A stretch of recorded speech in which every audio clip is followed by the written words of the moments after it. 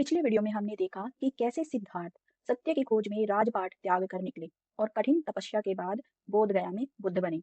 लेकिन क्या आप जानते हैं कि ज्ञान प्राप्ति के बाद बुद्ध ने सबसे पहले क्या किया? क्या उन्होंने चुपचाप हिमालय में ध्यान लगाना चुना या दुनिया को दुख से मुक्ति का रास्ता दिखाया? आज के वीडियो में हम बुद्ध के पहले उपदेश से लेकर उनके महापरिनिर्वाण तक के सफर को जानेंगे। तो हेलो दोस्तों, कैसे हैं आप सब? आई होप आप सभी अच्छे होंगे। तो आज हम बौद्ध धर्म के इतिहास का दूसरा पार्ट शुरू कर रहे हैं। पिछले भाग में हमने पढ़ा था बुद्ध के बचपन के बारे में और उनके गहन त्याग की कहानी हमने पढ़ी और कैसे उन्होंने ज्ञान प्राप्त किया था। आज हम उसी क्लास को आगे कंटिन्यू करेंगे। तो चलिए फिर शुरू करते हैं। हमने पढ़ा था कि बुद्ध ने ज्ञान प्राप्त किया बोध गया में। पीपल का पेड़ था जिसे बोधि वृक्ष आज कहा जाता है, और उसके बाद उन्होंने तपस्सु और मलिक दो बंजारों को सबसे पहले अपना शिष्य बनाया था। अब हम बात करते हैं उनके प्रथम उपदेश की।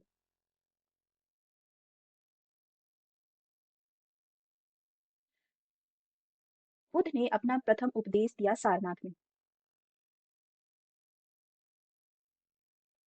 ज्ञान प्राप्ति के बाद वो सारनाथ पहुंचे और वहां पर उन्होंने अपना उपदेश दिया। इन्होंने जिनको उपदेश दिया उनमें शामिल थे 5 ब्राह्मण। 5 ब्राह्मण साधु थे जिनका नाम था कोडन्ना, कोन- कौंडन्ना, भद्दिया, पप्पा, महानामा और अस्साजी। ये 5 ब्राह्मण साधु थे जिन्होंने बुद्ध ने अपना पहला उपदेश दिया था। और ये जो 5 साधु थे ये वही साधु थे जिन्होंने उरुवेला में बुद्ध के साथ सबसे पहले तपस्या की थी। तो उन्हीं अपने साधु दोस्तों को उन्होंने अपना प्रथम उपदेश दिया था। और उनके प्रथम उपदेश की ये जो घटना है ये कहलाई थी धर्म चक्र परिवर्तन। बुद्ध के जीवन से घटनाएं जिन्हें एक पर्टिकुलर शब्द दिया गया है, ये बहुत ज्यादा इंपॉर्टेंट है एग्जाम के पॉइंट ऑफ व्यू से। तो ये एग्जाम में पूछी जाती हैं, आप इनको जरूर से नोट कर लीजिएगा। अब बात करते हैं हम बुद्ध की यात्रा की। ज्ञान प्राप्ति के बाद बुद्ध की यात्रा, बुद्ध कहाँ कहाँ गए, कहाँ कहाँ उन्होंने उपदेश दिया और किन किन लोगों को अपना शिष्य बनाया। तो सबसे पहले वो गए सारनाथ। ये हमने अभी पढ़ा, सारनाथ में उन्होंने 5 ब्राह्मणों को अपना उपदेश दिया और ये घटना कहलाई थी धर्म चक्र परिवर्तन। उसके बाद सारनाथ के बाद ये पहुंचे काशी। काशी में एक यश नाम का ब्राह्मण था। यश नाम का एक व्यापारी था। इसके परिवार के 50 सदस्य थे। 50 सदस्यों के साथ ये बुद्ध का अनुयायी बन गया।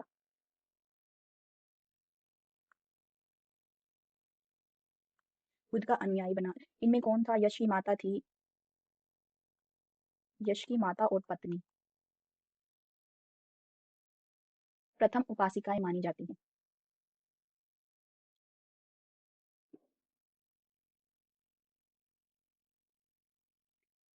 उसके बाद काशी के बाद बुद्ध पहुंचे उरुवेला में। उरुवेला में इन्होंने नंदी कश्यप, गया कश्यप और मुख कश्यप, ये 3 भाई थे। इनके साथ बुद्ध ने शास्त्रार्थ किया। और शास्त्रार्थ करने के बाद ये तीनों बुद्ध के अनुयायी बन गए।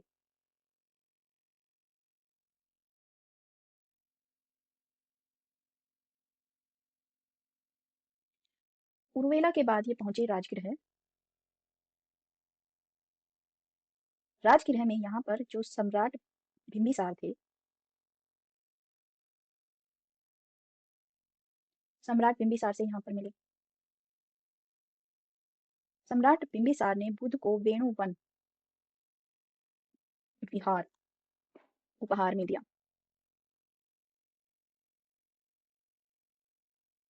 और यहीं पर राजगृह में उपाली, अभय, सारिपुत्र और मोंगलैन,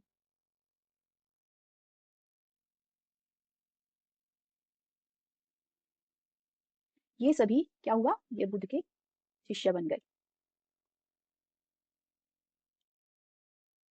अब राजगृह के बाद बुद्ध पहुंचे कपिलवस्तु। अब वो अपने गृहनगर पहुंचे और यहाँ पर लुम्बिनी में, हम सबको पता है कि जो बुद्ध का जन्म हुआ था वो लुम्बिनी में हुआ था। लुम्बिनी में उनका परिवार था। लुम्बिनी में अपने परिवार को उपदेश दिया।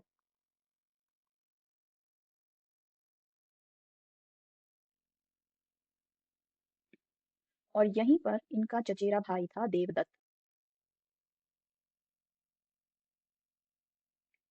देवदत्त इनका शिष्य बन गया। फिर कपिलवस्तु के बाद पहुंचे श्रावस्ती। श्रावस्ती में एक व्यापारी था, अनाथपिंडक। अनाथपिंडक ने बुद्ध को जैतवन दान में दिया।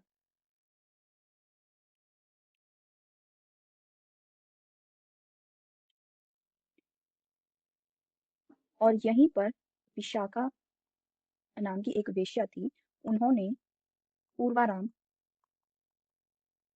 विहार बुद्ध को दान में दिया। और श्रावस्ती में ही जो राजा थे, राजा प्रसेनजीत और इनकी पत्नी मल्लिका। मल्लिका ये भी बुद्ध के अनुयायी बन गए।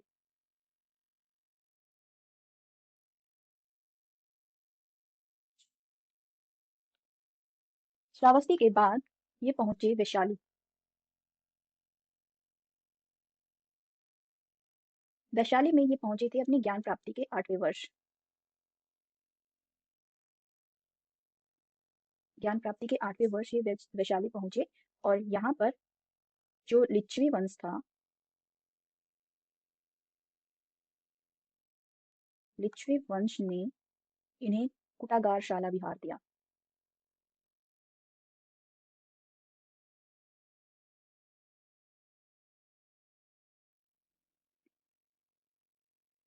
और यहीं पर वैशाली में इनके प्रिय शिष्य थे, प्रिय शिष्य आनंद।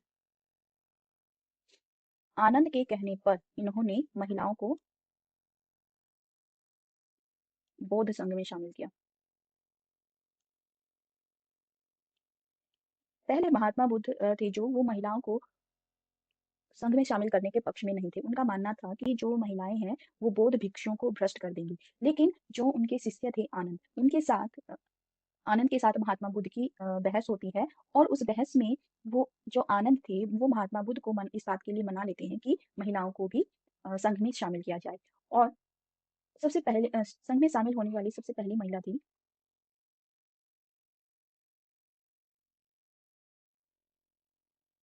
होने वाली प्रथम महिला, वो थी इनकी मौसी प्रजापति गौतमी।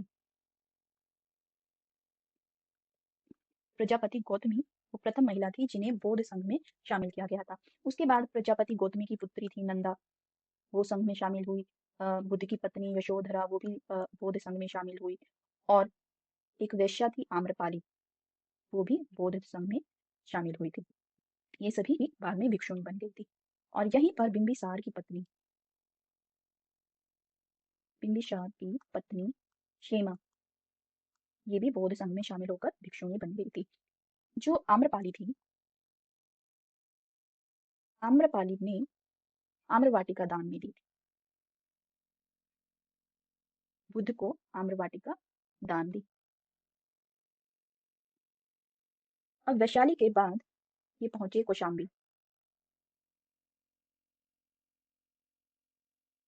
कौशाम्बी में जो राजा उदयन थे, राजा उदयन ने इन्हें घोषिताराम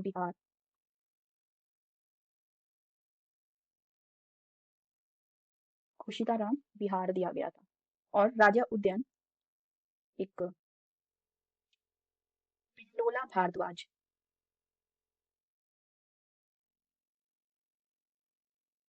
पिंडोला भारद्वाज के प्रभाव से राजा उदयन बौद्ध भिक्षु बने थे। के प्रभाव से जो राजा उदयन थे वो बौद्ध भिक्षु बन गए थे। फिर अपने ज्ञान प्राप्ति के 20वें वर्ष जो महात्मा बुद्ध थे वो दोबारा से श्रावस्ती पहुंचे। और यहाँ पर एक डाकू था, डाकू अंगुलीमाल। अंगुलीमाल अंगुलीमाल से बुद्ध मिले और अंगुलीमाल बुद्ध से प्रभावित होकर बौद्ध भिक्षु बन गया। अब यहाँ से श्रावस्ती से वो पहुंचे कुशीनगर।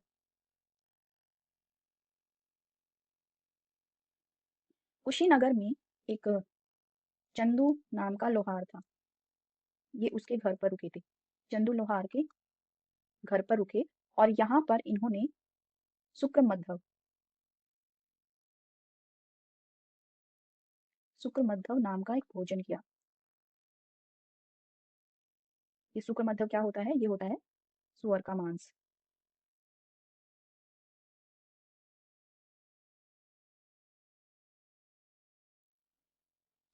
तो कुशीनगर जो मल्ल गणराज्य में स्थित था, कुशीनगर में वो चंदू लोहार के घर रुके थे और वहां पर उन्होंने शुक्रमध्व नाम का भोजन किया जो होता है सुअर का मांस। और ये मांस खाने के बाद महात्मा बुद्ध जो है उन्हें अतिसार बीमारी हो गई। अतिसार बीमारी से वो पीड़ित हो गए और इस बीमारी से वो उबर नहीं पाए, ठीक नहीं हो पाए। तो 483 BCE में 80 वर्ष की आयु में इनकी मृत्यु हो गई। इनकी मृत्यु हो गई और इनकी मृत्यु की जो घटना है उसे कहा जाता है महापरिनिर्वाण।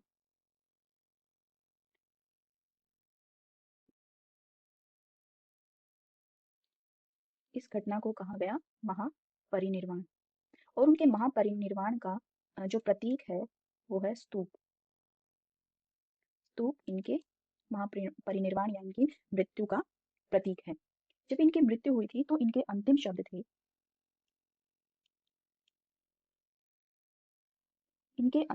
थे कि सभी सम्मिश्रित वस्तुओं का क्षय होता है, लगन से प्रयास करें।